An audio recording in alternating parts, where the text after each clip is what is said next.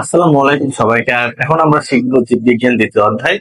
আর দ্বিতীয় অধ্যায় থেকে অবশ্যই বোর্ড কোশ্চেনে অবশ্যই কোশ্চেন আসে, এবং দ্বিতীয় অধ্যায় থেকে যদি টপিকস আকারে পড়া যায় তাহলে তুমি সবগুলো অবশ্যই লিখতে পারবে, ঠিক আছে? তাহলে এখানে দ্বিতীয় অধ্যায়ে আমরা শুরুতেই আমরা যদি লিখি যে প্রথমে হচ্ছে ক এবং খ নং প্রশ্নের জন্য কোথায় থেকে আসে, আদি কোষ, প্রকৃত কোষ, দেহ কোষ, চলন কোষ, এগুলো যেগুলো আছে এগুলো ক এবং খ নং প্রশ্নের জন্য খুবই গুরুত্বপূর্ণ। এরপরে সৃজনশীল বা রচনামূলক প্রশ্ন যেটাই বলো, এটা গ এবং ঘ নং প্রশ্নে আমাদের অবশ্যই কোষীয় অঙ্গাণু, টিস্যু, প্রাণী টিস্যুর মধ্যে যেগুলো আছে উদ্ভিদ টিস্যু, প্রাণী টিস্যু, এগুলো সব আমাদের স্টাডি করতে হবে। যে কোনো একটা টপিক দিতে পারে, ঠিক আছে? এখানে কোষ তত্ত্ব থেকে আলাদাভাবে প্রশ্ন হতে পারে, টিস্যু তত্ত্ব থেকে আলাদাভাবে প্রশ্ন হবে। তাহলে এখানে দেখো প্রথমে যে কোষ প্রাচীর থেকে আসে, কোষ প্রাচীরের যে বৈশিষ্ট্যগুলো আছে, অঙ্গাণুগুলোর নাম আছে, এখানে যে উপস্থিত অঙ্গাণুগুলো আছে এগুলো তোমার অবশ্যই করতে হবে। তারপরে যে দ্বিতীয় ধাপে তুমি আসো প্লাস্টিক। প্লাস্টিক কিন্তু উদ্ভিদ কোষে বিদ্যমান, প্রাণী কোষে নেই। প্লাস্টিক একটি রঞ্জক পদার্থ। প্লাস্টিকের কিন্তু এখানে বর্ণনা দিতে হবে, এটা ঝিল্লি বা ল্যামেলাম রয়েছে, ঠিক আছে? এগুলো কিন্তু সুন্দরভাবে বর্ণনা দিতে হবে। মাইটোকন্ড্রিয়াকে কিন্তু উদ্ভিদের পাওয়ার হাউস বলা হয়, কোষের পাওয়ার হাউস বলা হয়। এখানে দেখো, এখানে মাইটোকন্ড্রিয়ার আবরণ আছে, ঝিল্লি আছে, ঠিক আছে? তারপরে এটার নাম কি বাবা, ক্রিস্টি। তারপরে অক্সিজম আছে, এর মধ্যে ম্যাট্রিক্স আছে, ঠিক আছে? ঠিকভাবে তোমার লিখতে হবে। তারপরে এরপর আসলে নিউক্লিয়াস। নিউক্লিয়াস কিভাবে পড়তে হবে, নিউক্লিয়াসের বৈশিষ্ট্য করতে হবে, এই নিউক্লিয়াসের যে গঠন যেটা আছে, নিউক্লিয়াসের গঠন তখন লিখতে হবে। এই নিউক্লিয়াসের বাইরের যে পদার্থ, নিউক্লিয় পর্দা, তারপরে হচ্ছে ক্রোমাটিন বস্তু, এই যে মাঝে যে স্বচ্ছ পদার্থের নাম হচ্ছে নিউক্লিওলাস। তারপর কোষের অর্ধভাগমল অবশ্যই রাখতে হবে, ঠিক আছে? এখানে শুধু জেনেটিক বস্তুগুলো আছে নিউক্লিয়াসে, ঠিক আছে? এবং নিউক্লিয়াস কিন্তু কোষের কেন্দ্রিকা বলা হয় কেন? কারণ নিউক্লিয়াস কিন্তু কোষের যাবতীয় কোষের যাবতীয় কাজকে নিয়ন্ত্রণ করে, ঠিক আছে? এরপরে আসো, আমরা যদি পড়ি যে কোষীয় অঙ্গাণুর মধ্যে কিছু আছে ঝিল্লি যুক্ত, কিছু আছে ঝিল্লি বিহীন। তাহলে ঝিল্লি যুক্ত বস্তু কোনগুলো? এন্ডোপ্লাজমিক, জালিকা কোষ, গহ্বর, লাইসোজোম।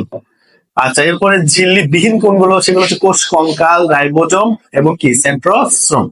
তারপর দেখো, এরপরে উদ্ভিদ টিস্যুতে আসে, খুবই গুরুত্বপূর্ণ অংশ এই উদ্ভিদ টিস্যু। তাহলে এখানে প্রধানত উদ্ভিদ টিস্যুকে দুই ভাগে ভাগ করা হয়, একটা হচ্ছে ভাজক আর একটা হচ্ছে স্থায়ী। আমাদের যেহেতু নবম শ্রেণীর বইয়ে, নবম দশম শ্রেণীর বইয়ে উদ্ভিদ টিস্যুতে আসি, উদ্ভিদ টিস্যুতে কি রয়েছে, ভাজক এবং স্থায়ী টিস্যু। তাহলে স্থায়ী টিস্যুকে কয় ভাগে ভাগ করা হয়? স্থায়ী টিস্যুকে তিন ভাগে, সরল, জটিল, বিশ্রামী। তাহলে হচ্ছে সরল টিস্যুকে কয় ভাগে ভাগ করা হয়? একে তো প্যারেনকাইমা, কোলেনকাইমা, স্ক্লেরেনকাইমা। আর জটিল টিস্যুকে জাইলেম এবং কোলেন। জাইলেম এবং কোলেনের মধ্যে বিভাগ আছে, যেমন জাইলেমে আছে কি ট্রাকিড ভেসেল, কোলেমে কি আছে আর সিগনল। জাইলেমে রয়েছে tracheid vessel, xylem fibre, xylem parenchyma. কোলেমে রয়েছে tracheid vessel, xylem parenchyma, xylem fibre. আর ফ্লোয়েমে রয়েছে কি কি? সিগনল, সঙ্গী কোষ, ফ্লোয়েম প্যারেনকাইমা, ফ্লোয়েম ফাইবার, ঠিক আছে? এগুলো কিন্তু তোমার স্টাডি করতে হবে। এরপর প্রাণী টিস্যু। প্রাণী টিস্যুতে রয়েছে কি কি? আবরণী পেশি, যোজক, স্নায়ু। এর মধ্যে সবচেয়ে ভেরি ভেরি ইম্পর্টেন্ট কোন টপিক ছিল বা? পেশি টিস্যু। ঠিক আছে, পেশি টিস্যু থেকে কি কি পড়তে হবে? ঐচ্ছিক পেশি, অনৈচ্ছিক পেশি, হৃদ পেশি। এগুলো থেকে সৃজনশীল অ্যাভেলেবল বোর্ডে এবং স্কুলে হবে, ঠিক আছে? বগুড়ার সব স্কুল বা বাংলাদেশের সব স্কুল টার্গেট করেই কিন্তু অ্যানালাইসিসটা করা, ঠিক আছে? এরপরে দেখো, সেটা কি? মসৃণ, ঠিক আছে, এবং মাকো আকৃতির হয়। এগুলো অনেক বৈশিষ্ট্য আছে, তোমরা এগুলো করে নিবা।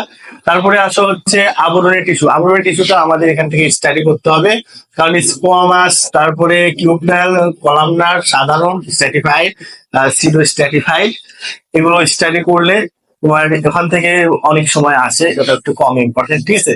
আমাদের কিন্তু 80% কোশ্চেনই হবে এই টপিক গুলো থেকে, যেগুলোতে আমি মার্কিং করছি অলরেডি, ঠিক আছে?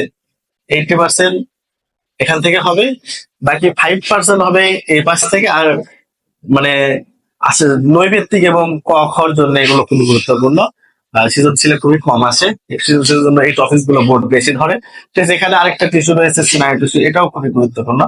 তাহলে এইভাবে অ্যানালাইসিস করে যদি তুমি পড়ো, তাহলে তোমার 100% প্রিপারেশন হবে, অল টপিকস কমপ্লিট হবে, বোর্ড এবং স্কুল তোমার সব সলভ করতে পারবা।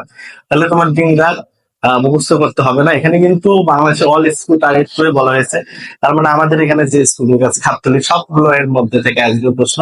আর তারপরে কোথায় আছে বগুড়ায় যেমন জেলা স্কুল দিয়ে সারা যারা স্কুল আছে সবার প্রশ্ন জীববিজ্ঞানের মধ্য থেকে আসবে অবশ্যই দ্বিতীয় অধ্যায়ে। ঠিক আছে, মানে